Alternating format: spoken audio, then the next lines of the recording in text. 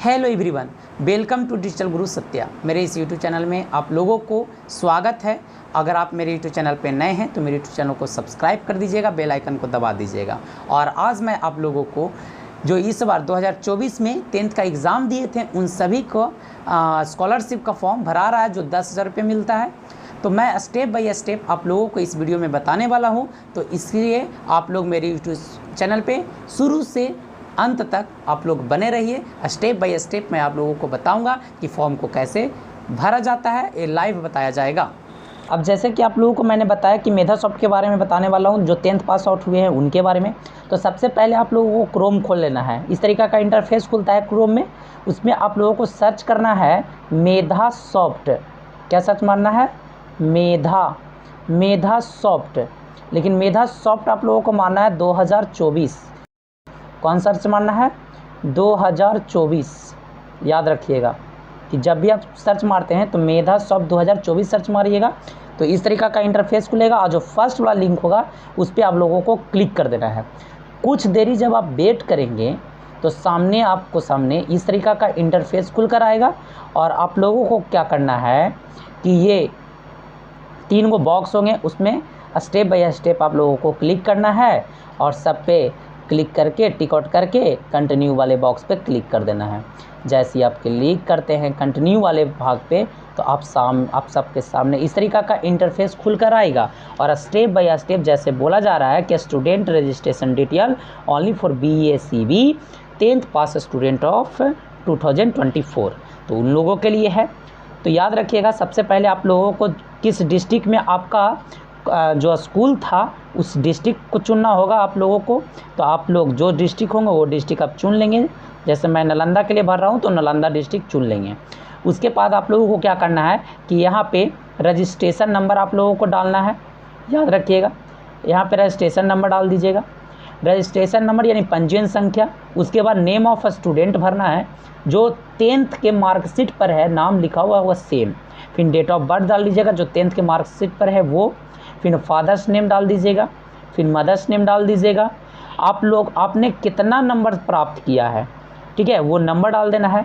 कौन सा डिवीज़न है, कौन से कैटेगरी से बिलोंग करते हैं, आपका रोल नंबर कितना है, मैरिड हैं कि अनमैरिड हैं, ये सारा चीज़ आप लोगों को डालना होगा। तो ये याद रखिएगा कि अनमैरिड के लिए है, ठीक है। इतना भरने के बाद आप लोगों को क्या करना है कि सीधा फिर कहाँ जाना होगा आप लोगों को, तो याद रखिएगा फिर आप लोगों को चलना होगा स्क्रॉल करके। आप नीचे जैसे ही बढ़ते हैं तो फिर आता है आधार वेरिफिकेशन। तो आप लोगों के यहाँ पे आधार पर जो नाम है वो डालना है, जेंडर आपका क्या है वो डालना है, अगर फीमेल है कि मेल है वो डालना है। फिर आधार नंबर डालना है। फिर यहाँ पे जो आधार कार्ड पर डेट ऑफ बर्थ है वो डाल के और यहाँ पे वेरीफाई कर लेना है। वेरीफाई करने के बाद आप लोगों को क्या करना है, फिर सीधा आप लोगों को जाना है, मोबाइल नंबर डालना है। फिर वेरीफाई विथ OTP कर लीजिएगा।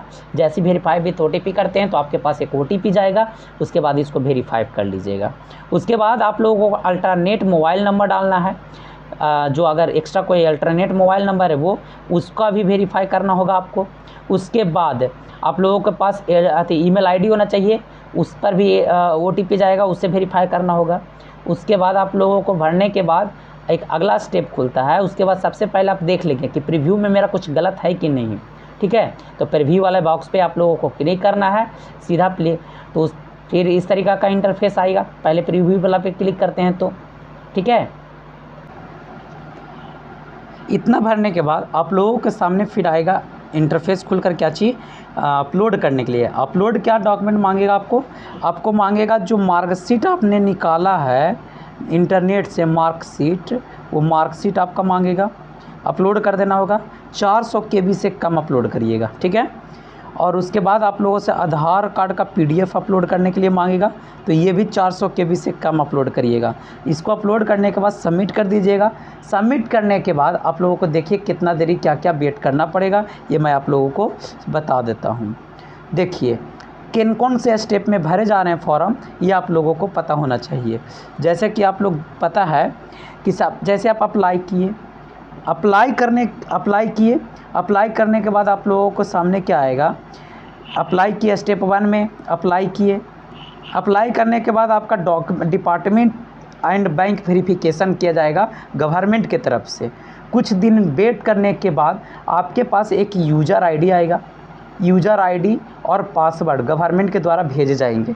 उस यूज़र आईडी के सहायता से आप लोगों को क्या करना है, सीधा आप लोगों को कहाँ जाना है, यहाँ पे देख रहे हैं स्टूडेंट लॉगिन दिख रहा होगा, इस तरीक़ा के साइट में आएगा स्टूडेंट लॉगिन।